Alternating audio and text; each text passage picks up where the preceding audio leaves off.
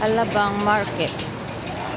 Ganda dito, nakasiperate yung bilihing baboy, bilihing isda, paiba-iba, nakasiperate. Tapos yung butika nila nakahilera rin, walang ano.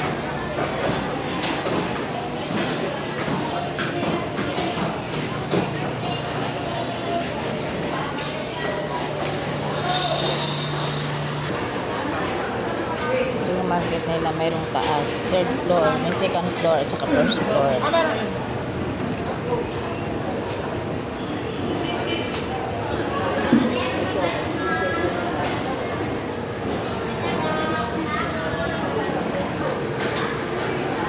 Tsahin ko, bibili ng karne. Pang ulam sa pananghalian.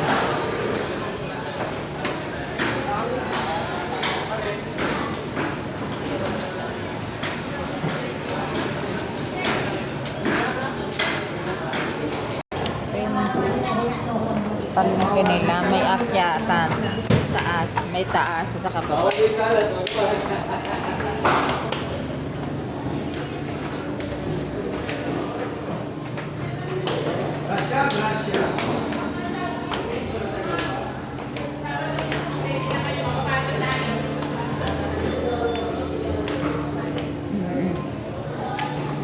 Dito, yung mga tuyo nandito naman sa taas. Yung sa baba, karnihan. Ayan.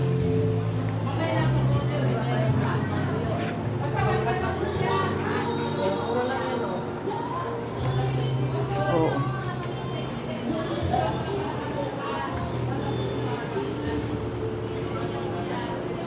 Ang linis ng market nila.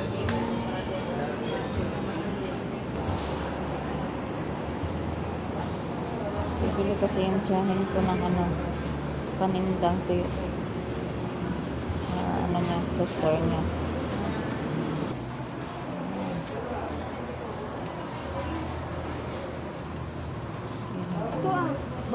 Bili ako ng bagong Pangasinan. Ayan. Uy, hindi sa kanya yan. Hindi sa kanya yan. Ba't mo nilagay dyan? Sa akin yan eh. Salamat. Masarap.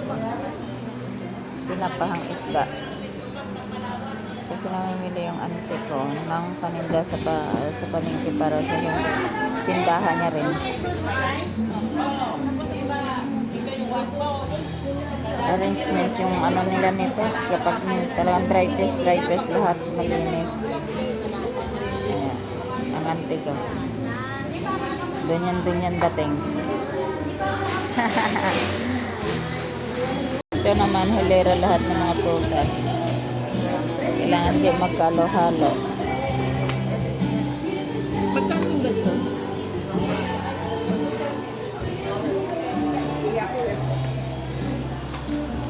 Ayan, ang auntie ko bibili ng mangga.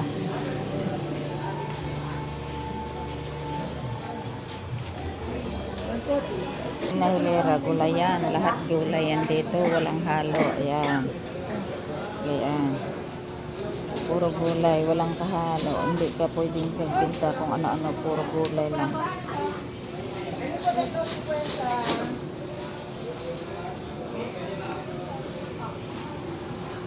Yan, magsisigang kami ng sa miso, isdang malalaki. Miso ang yan, mustasa, tapos miso ang pang paasin. Kung nila bibenta. Yan, may ugat pa yan, pwede pang tanim, pwede pang gulay. Ang linis ng market na yun. Ang linis, lahat gulay. Yung tuyo pa yung tuyo pa yung tiles. Yung auntie ko, paninda niya yan.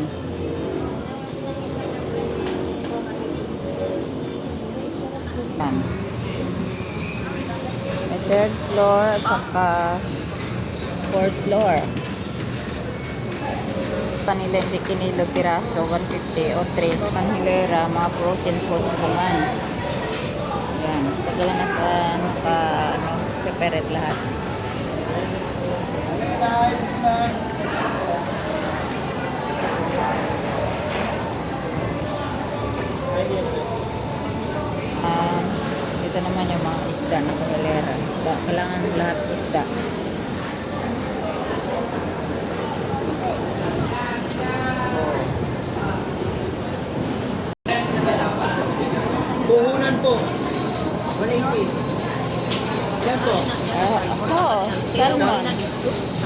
Pero may ginayat-gayat man na dito.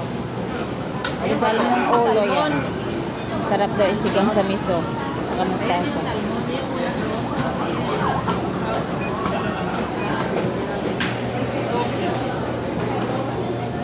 Pila yung tsahin ko ng pang-ulam namin.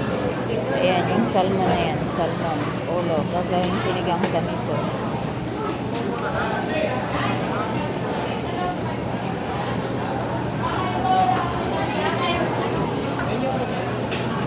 Ay, ba yung tilapia kumagalaw. Hinga-hinga.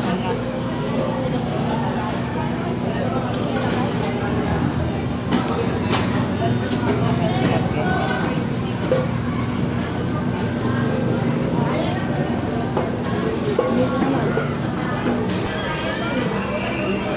Mantik ba yan?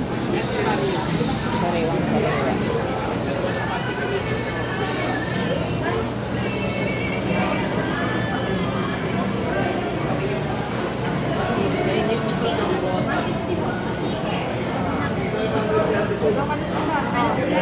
Ayos na lang. Ihaw lang po ito. Opo. Hindi na nililisin din. Ante namin, hindi namin alam kasi ang dami ng bibiling ulam, papakain niya sa amin. Pang-ulam lang daw lahat, dami. Ayan. Kasi minsan lang kami nakikita ng ante namin. Kapatid ng tatay ko.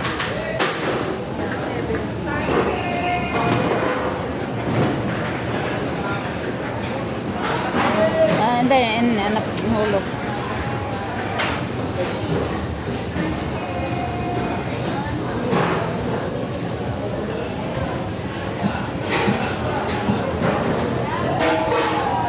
Yung building naman sa kabila.